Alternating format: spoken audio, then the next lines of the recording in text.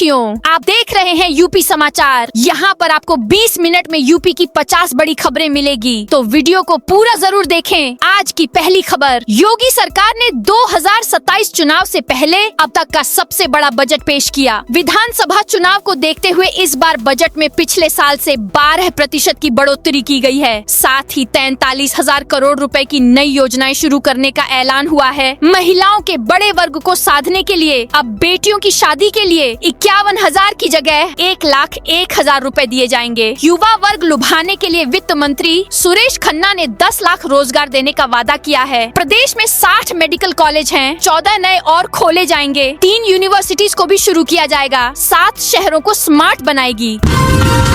Budget में बड़ी घोषणा, लड़कियों को स्कूटी के लिए 400 करोड़ रुपए दिए जाएंगे। मेधावी छात्राओं को पढ़ाई के लिए प्रोत्साहित करने के उद्देश्य से रानी लक्ष्मीबाई स्कूटी योजना के तहत 400 करोड़ रुपए का बजट रखा गया है। इस योजना में योग्य छात्राओं को स्कूटी दी जाएगी ताकि उन्हें कॉलेज और विश्वविद्यालय आने जाने में सुविधा मिल सके। बजट में महिलाओं की सुरक्षा और सशक्तिकरण पर विशेष ध्यान दिया गया है। रायबरेली सहित प्रदेश के कई नगर निगमों में वर्किंग वुमेन हॉस्टल, कामकाजी महिला आवास का निर्माण प्रस्तावित है। सेफ सिटी परियोजना के तहत रायबरेली में कामकाजी महिलाओं की सुरक्षा और सुविधा के लिए आधुनिक आवासीय परिसर बनाया जाएगा। छात्रों को स्मार्टफोन टैबलेट बांटे जाएंगे। छात्रों के लिए बजट में बड़ी घोषणा हुई, जिसमें फ्री टैबलेट और स्मार्टफोन के लिए 2,374 करोड़ रुपए प्रस्तावित हुए। लेम्बोर्गिनी केस, तंबाकू कारोबारी के बेटे की मुश्किलें बढ़ी। कानपुर के लेम्बोर्गिनी केस में बुधवार को बड़ा यूटर्न आया। तंबाकू कारोबारी के मिश्रा के कथित ड्राइवर ने बुधवार दोपहर कानपुर कोर्ट में सरेंडर कर दिया। हालांकि कोर्ट ने ड्राइवर मोहन की अर्जी खारिज कर दी, उसे आरोपी नहीं माना। कोर्ट ने कहा कि पुलिस रिपोर्ट में आरोपी शिवम है, मोहन का कहीं नाम नहीं है। कार अभी थाने में ही रहेगी। बजट में लखनऊ के मेडिकल संस्थानों को 5,545 करोड़ मिले। लखनऊ के 4 बड़े चिकित्सा संस्थानों के लिए प्रदेश सरकार ने करीब 5,545 करोड़ का बजट आवंटन किया है। इस बजट से उत्तर प्रदेश के इन टॉप सरकारी संस्थानों की मेडिकल सुविधाओं में इजाफा होगा। नए उपकरण खरीदे जाएंगे, नए भवन बनेंगे, ज्यादा मरीज भर्ती हो सकेंगे, वेंटिलेटर, रोबोट और जाँच की मशीनें और संसाधन बढ़ेंगे। वृंदावन के होटल में भीषण आग, 40 लोग अंदर फंसे। मथुरा के वृंदावन में नए बने सिद्धि विनायक होटल में बुधवार को भीषण आग लग गई। इससे होटल के अंदर घना धुआं भर गया। इसमें 3 लोग बुरी तरह झुलस गए, जबकि 40 लोग होटल के अंदर फंस गए। आज ही होटल का उद्घाटन हुआ था। इसके कुछ ही घंटे बाद आग लगने से पूरे इलाके में अफरा तफरी मच गई। सूचना मिलते ही पुलिस और फायर ब्रिगेड की 6 गाड़ियां मौके पर पहुंची और आग बुझाने में जुट गईं। कूड़ा फेंकने पर कमला नगर के 60 दुकानदारों पर कार्रवाई। आगरा नगर निगम द्वारा लगातार चलाए जा रहे स्वच्छता एवं जन जागरूकता अभियानों के बावजूद शहर के कई क्षेत्रों में दुकानदारों द्वारा कूड़े के निस्तारण के लिए डस्टबिन का उपयोग नहीं किया जा रहा है। दुकानों का कूड़ा सार्वजनिक स्थानों, सड़कों और नालियों में फेंके जाने से जहां गंदगी फैल रही है, वहीं नगर निगम के स्वच्छता प्रयासों पर भी प्रतिकूल प्रभाव पड़ रहा है। प्रयागराज के 2,853 परिषदीय स्कूलों को मिलेगा लाभ। बजट में शिक्षा क्षेत्र को शीर्ष प्राथमिकता दी है। बेसिक से प्राविधिक शिक्षा तक के लिए प्रावधान किए गए हैं, जिनका लाभ प्रयागराज जिले 2,853 परिषदीय बेसिक स्कूलों को मिलेगा। यहाँ हजारों छात्र छात्राएं परिषदीय, माध्यमिक और उच्च संस्थानों में पढ़ते हैं। बेसिक शिक्षा के लिए 77,62,222 करोड़ रुपए आवंटित किए गए। कक्षा 1 से 8 तक के बच्चों को निःशुल्क यूनिफॉर्म, बैग, जूता, मोजा व स्टेशनरी के लिए 650 करोड़ का प्रावधान है। प्रयागराज के ग्रामीण शहरी परिषदीय स्कूलों के हजारों बच्चों को राहत मिलेगी। यूपी पंचायत चुनाव से पहले गांवों के लिए भरपूर घोषणाएं। यूपी में अगले कुछ महीनों में होने वाले त्रिस्तरीय पंचायत चुनाव को देखते हुए पंचायती राज विभाग के बजट में 67% की बढ़ोतरी की गई है। यूपी पंचायत चुनाव को देखते हुए गांवों के लिए भरपूर घोषणाएं की हैं। बुधवार को पेश किए गए बजट में कुल 32,090 करोड़ रुपए पंचायती राज विभाग ने वित्तीय वर्ष 2026 से 27 में खर्च करने को दिए हैं। 1,000 बहुउद्देशीय पंचायत भवन बनाए जाएंगे। यहाँ पर उन्हें परिवार रजिस्टर की नकल, जन्म मृत्यु प्रमाण पत्र व आवेदन करने की सुविधा सहित 37 सुविधाएं मिलेंगी। गांव के लोगों को ब्लॉक ऑफ जिला कार्यालयों के चक्कर नहीं लगाने होंगे।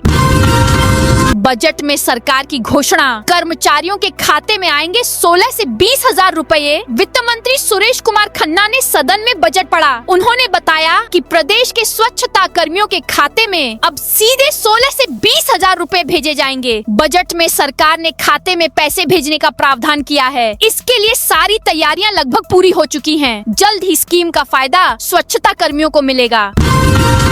कानून व्यवस्था के लिए योगी सरकार ने खोला खजाना। योगी सरकार ने यूपी में कानून व्यवस्था को मजबूत करने के लिए इस बार 44,145.77 करोड़ रुपए का बजट दिया गया है। यह बजट पिछले साल की तुलना में 3,277 करोड़ रुपए ज्यादा है। वर्ष 2025 से 26 में गृह विभाग के लिए 40,868 करोड़ रुपए दिए गए थे। इस बार पुलिस कर्मियों के लिए अनावासीय व आवासीय भवनों के लिए बड़ी रकम दी गई है। वहीं अग्निशमन विभाग के अफसरों व जवानों के लिए आवासीय भवन और ऑफिस निर्माण के लिए भी बड़ा बजट दिया है। ताजमहल देखने पहुंची थाईलैंड की राजकुमारी। थाईलैंड की राजकुमारी सिरिवन्नावरी नरीरत्ना बुधवार सुबह आगरा के ताजमहल पहुंची। ताज की खूबसूरती देख वह खुद को रोक नहीं पाई। उन्होंने खुद कैमरे में ताज को कैद किया। इसके बाद डायना सीट पर बैठकर अपनी फोटो खिंचवाई। उनके साथ उनका प्रतिनिधि मंडल भी रहा।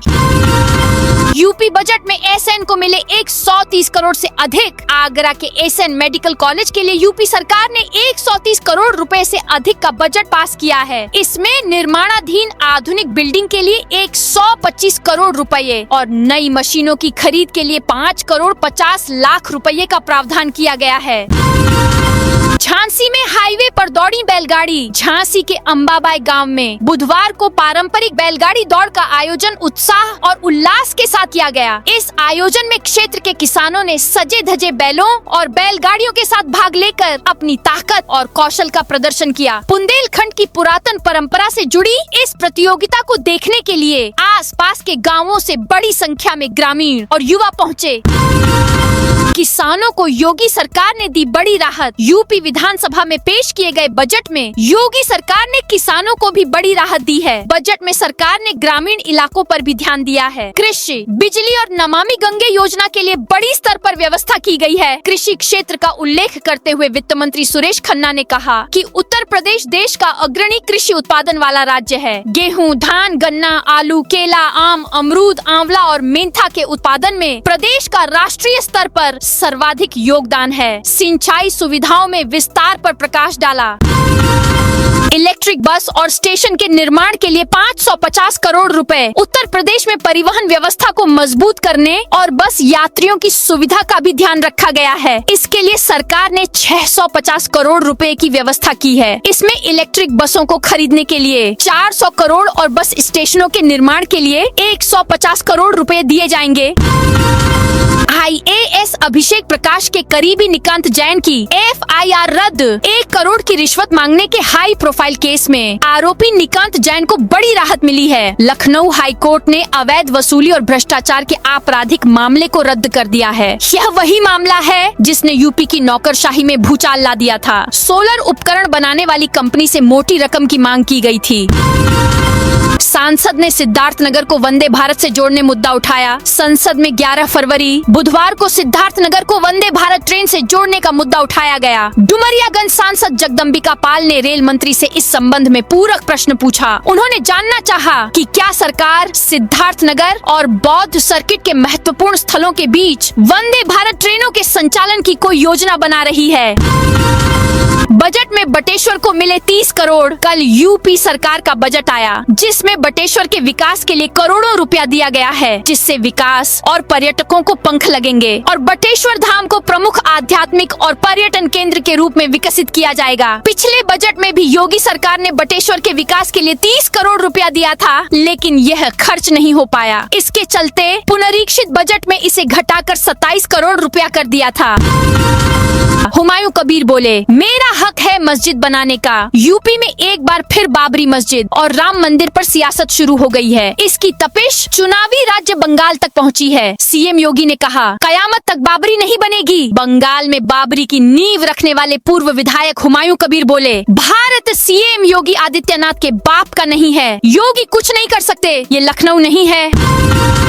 महिलाओं को योगी सरकार की बड़ी सौगात अलग से खुलेंगे। कौशल संवर्धन और जॉब प्लेसमेंट केंद्र। नए बजट में महिलाओं को आर्थिक रूप से सशक्त बनाने के लिए बड़े कदम उठाए हैं। बजट भाषण के दौरान वित्त मंत्री सुरेश खन्ना ने घोषणा की कि प्रदेश में महिलाओं के लिए विशेष कौशल संवर्धन और समर्पित जॉब प्लेसमेंट केंद्र खोले जाएंगे। यह केंद्र न केवल महिलाओं को बाजार की मांग के अनुसार तकनीकी प्रशिक्षण देंगे, बल्कि उन्हें सम्मानजनक रोजगार दिलाने में सेतु का काम भी करेंगे।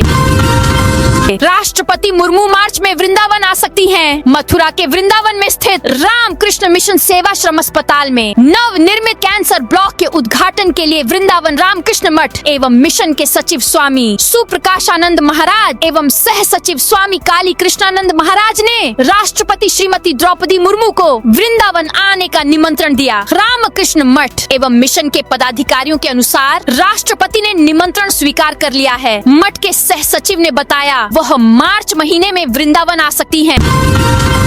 गाजियाबाद में 8 वाहन चोर गिरफ्तार, 7 स्कूटी बरामद। गाजियाबाद पुलिस ने वाहन चोरी के खिलाफ बड़ी कार्रवाई करते हुए 8 आरोपियों को गिरफ्तार किया है। थाना मधुबन बापूधाम और सिहानी गेट की संयुक्त टीम ने यह सफलता हासिल की है। पुलिस ने आरोपियों के कब्जे से 7 चोरी की स्कूटी और एक नंबर प्लेट बरामद की है। प्रैक्टिकल में स्टूडेंट्स को नंबर देने के लिए परीक्षक और स्कूल क्लर्क के बीच हो रही थी बात। उत्तर प्रदेश के देवरिया के भटनी विकास खंड क्षेत्र के एक विद्यालय में प्रयोगात्मक परीक्षा को नियुक्त बाह्य परीक्षक और विद्यालय के लिपिक का एक ऑडियो वायरल हुआ है। प्रयोगात्मक परीक्षा संपादन कराने और विद्यार्थियों को अंक प्रदान करने को लेकर कथित रूप से धन लेन देन की बात कही जा रही है। हालांकि वायरल हो रहे ऑडियो की सत्यता की पुष्टि लाइव हिंदुस्तान नहीं करता है।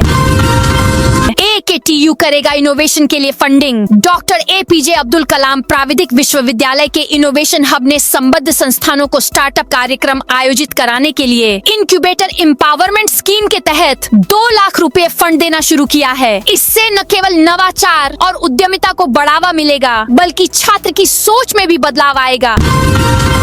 यात्रियों को कंफर्म बर्थ दिलाने के लिए रेलवे ने लगाई नई जुगत। ट्रेन में कंफर्म बर्थ मिलना रेलवे के किसी भी यात्री के लिए सुखद यात्रा का पहला कदम होता है, लेकिन दिल्ली, मुंबई, हैदराबाद और ऐसे बड़े शहरों को जाने वाली ट्रेनों में यात्रियों को अक्सर बर्थ की किल्लत का सामना करना पड़ता है। त्योहारी सीजन में यह और मुश्किल हो जाता है। बर्थ पाने के लिए यात्रियों की जद्दोजहद को कम करने और उनकी यात्रा को सुगम बनाने के उद्देश्य से रेलवे ने अब एक नई जुगत लगाई है। चिन्हट में मंदिर चलो अभियान, तीसरा हनुमान चालीसा पाठ। लखनऊ के चिन्हट में मंदिर चलो अभियान के तहत रामलीला मैदान में तृतीय हनुमान चालीसा पाठ का आयोजन किया गया। राम चबूतरा पर सैकड़ों श्रद्धालु जुटे और सामूहिक रूप से भगवान हनुमान की महिमा का गुणगान किया। चालीसा पाठ के बाद बजरंग बली की भावपूर्ण आरती उतारी गई, जिससे पूरा वातावरण भक्ति रस से सराबोर हो गया। जौनपुर में 2 सिपाहियों ने 1.5 लाख का आईफोन चुराया। जौनपुर में 2 सिपाही चोर निकले। यहाँ एक मोबाइल शॉप पर 2 सिपाही फोन खरीदने पहुँचे थे। बहाने से एक सिपाही ने अपना पुराना आईफोन निकाल कर पर रखा और नया आईफोन चुपके से जेब में रख लिया। इसके बाद बोले, मोबाइल पसंद नहीं आया, हम जा रहे हैं। फिर शॉप से निकल गए। कुछ देर बाद जब दुकानदार को पता चला तो उसने CCTV चेक किए, जिसमें सिपाही मोबाइल चुराता दिखा। लखनऊ यूनानी वर्ल्ड डे पर लगा मेडिकल कैंप। लखनऊ में वर्ल्ड यूनानी दिवस पर स्किल इंडिया ट्रस्ट और नेशनल यूनानी डॉक्टर्स वेलफेयर एसोसिएशन द्वारा निःशुल्क यूनानी मेडिकल कैंप का आयोजन किया गया। कार्यक्रम में मुख्य अतिथि के रूप में डायरेक्टर ऑफ यूनानी प्रोफेसर जमाल अख्तर, डॉक्टर अरशद जमाल लारी शामिल हुए। कैंप में आने वाली मरीजों को मुफ्त जांच और दवाई उपलब्ध कराई गई। कानपुर में 3 ज्वेलरी शोरूम में इनकम टैक्स की रेड। शहर के ज्वेलरी बाजार बिरहाना रोड, नयागंज लाल बंगले में में बुधवार को इनकम टैक्स की अलग अलग टीमों ने 3 अलग अलग प्रतिष्ठानों पर छापेमारी की। टीम ने अचानक पहुंचकर प्रतिष्ठान के गेटों में आने जाने वालों को रोका और छापेमारी शुरू कर दी। इस छापेमारी से सर्राफा बाजार में हड़कंप मच गया। छापेमारी में बिरहाना रोड के हीरा ज्वेलर्स, नयागंज के एसएस ज्वेलर्स, फलाल बंगले के दुलारे ज्वेलर्स में कार्रवाई चल रही है। फिलहाल अभी यह स्पष्ट नहीं है कि यह छापेमारी ही है या फिर सर्वे। मेरठ में व्यापारियों ने किया बंदी और पंचायत का ऐलान। मेरठ की सेंट्रल मार्केट के व्यापारियों को माननीय न्यायालय द्वारा दिए गए नोटिस के बाद से उनकी बेचैनी और दहशत बढ़ती जा रही है। इसको लेकर व्यापारी कभी जनप्रतिनिधियों से मिल रहे हैं तो कभी प्रदर्शन कर अपनी आवाज उठा रहे हैं। इसी क्रम में बुधवार को सेंट्रल मार्केट के व्यापारियों ने 14 फरवरी को बंदी के साथ एक आम पंचायत की घोषणा की, जिसमें वह अपनी पीड़ा जिले भर के व्यापारियों को बताएंगे। अहिरवा व कपली में 37 बीघा प्लाटिंग पर चली जेसीबी। कानपुर विकास प्राधिकरण ने बुधवार को शहर के अलग अलग इलाकों में अवैध प्लाटिंग करने वालों के खिलाफ बड़ी कार्रवाई की है। खेड़िए प्रवर्तन जोन 4 और जोन 2 की टीमों ने अहिरवा और कपली गांव सहित कई स्थानों पर कुल 37 बीघा जमीन पर बिना नक्शा स्वीकृत कराए हो रहे अवैध निर्माण और प्लाटिंग को ध्वस्त कर दिया। इसके अलावा 5 अलग अलग स्थानों पर हो रही अवैध प्लाटिंग पर नोटिस भी जारी किया गया है। सिद्धार्थ नगर में 14 मार्च को लगेगी राष्ट्रीय लोक अदालत। आगामी 14 मार्च 2026 को आयोजित होने वाली राष्ट्रीय लोक अदालत की तैयारियों को लेकर बुधवार को जिला विधिक सेवा प्राधिकरण ने 2 चरणों में प्री ट्रायल बैठकें की। पहली बैठक दोपहर 1:30 बजे न्यायिक अधिकारियों के साथ हुई, जबकि दूसरी बैठक शाम 4:30 बजे प्रशासनिक अधिकारियों और बैंक प्रतिनिधियों के साथ संपन्न हुई। मानसून से पहले पूरा होगा राजघाट पुल का मरम्मत काम। गोरखपुर के राप्ती नदी पर बने राजघाट के पुराने पुल की मरम्मत का काम शुरू हो गया है। इस पुल को बने करीब 60 साल से ऊपर का समय हो चुका है। हाल ही में जांच के दौरान पुल के कई हिस्सों में दरारें मिली, जिसके बाद पीडब्ल्यूडी ने इसकी मरम्मत कराने का फैसला लिया है। माना जा रहा कि बोरिंग बदलने के लिए इस पुराने पुल पर गाड़ियों का आना जाना पूरी तरह बंद किया जाएगा। होली के बाद ट्रैफिक डायवर्जन की व्यवस्था लागू की जाएगी। चेक बाउंस मामले में हाईकोर्ट का महत्वपूर्ण फैसला। इलाहाबाद हाईकोर्ट ने एक महत्वपूर्ण निर्णय में कहा है कि यदि आरोपी न्यायालय में उपस्थित होकर मुकदमे का सामना ही नहीं कर रहा है तो केवल शिकायतकर्ता की अनुपस्थिति के आधार पर सीआरपीसी की धारा 256 के तहत उसे बरी नहीं किया जा सकता। कोर्ट ने कहा कि ऐसी स्थिति में बरी करना कानून की प्रक्रिया का दुरुपयोग है। यह आदेश न्यायमूर्ति अवनीश सक्सेना ने चेक बाउंस के आरोपी राय अनूप प्रसाद की 8 याचिकाओं पर एक साथ सुनवाई करते हुए दिया है। प्रयागराज में 22 फरवरी से दिव्यांगता मुक्त शिविर। प्रयागराज परमार्थ निकेतन और ऋषिकेश के स्वामी चिदानंद सरस्वती द्वारा संचालित दिव्यांगता मुक्त भारत अभियान के तहत प्रयागराज में 22 से 27 फरवरी 2026 के बीच निःशुल्क दिव्यांगता मुक्त शिविर का आयोजन किया जाएगा। यह शिविर महावीर सेवा सदन कोलकाता के सहयोग से आयोजित हो रहा है। शिविर नैनी के अरेल स्थित परमार्थ त्रिवेणी पुष्प परिसर में प्रतिदिन सुबह 10 बजे से शाम 5 बजे तक चलेगा। पंजीकरण की अंतिम तिथि 15 फरवरी 2026 निर्धारित की गई है।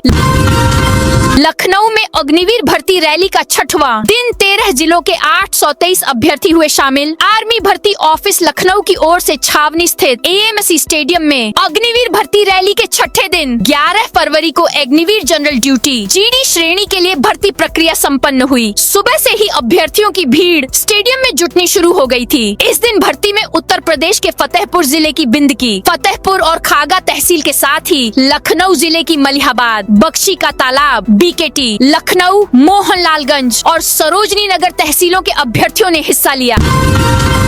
जालौन में टीटी अनिवार्यता पर शिक्षकों का प्रदर्शन। जालौन में केंद्रीय शिक्षा राज्य मंत्री जयंत चौधरी के एक बयान के विरोध में शिक्षकों ने जोरदार प्रदर्शन किया। लोकसभा में राइट टू एजुकेशन RTE के तहत सभी शिक्षकों के लिए टीटी शिक्षक पात्रता परीक्षा अनिवार्य करने संबंधी मंत्री के बयान पर शिक्षकों में आक्रोश देखा गया। यह प्रदर्शन उरई के अंबेडकर चौराहे पर हुआ, जहां बड़ी संख्या में एकत्रित शिक्षकों ने मंत्री के बयान की प्रतियां जलाकर अपना विरोध दर्ज कराया दिखाया। गोरखपुर में बिजली कर्मी गुरुवार को करेंगे हड़ताल। गोरखपुर में पावर सेक्टर के निजीकरण के विरोध में गुरुवार को बिजली कर्मचारी और अभियंता एक दिन की हड़ताल पर रहेंगे। यह हड़ताल national coordination committee of electricity employees and engineers के आह्वान पर देश भर में आयोजित की जा रही है, जिसमें गोरखपुर जनपद के सभी बिजली कर्मियों की भागीदारी रहेगी।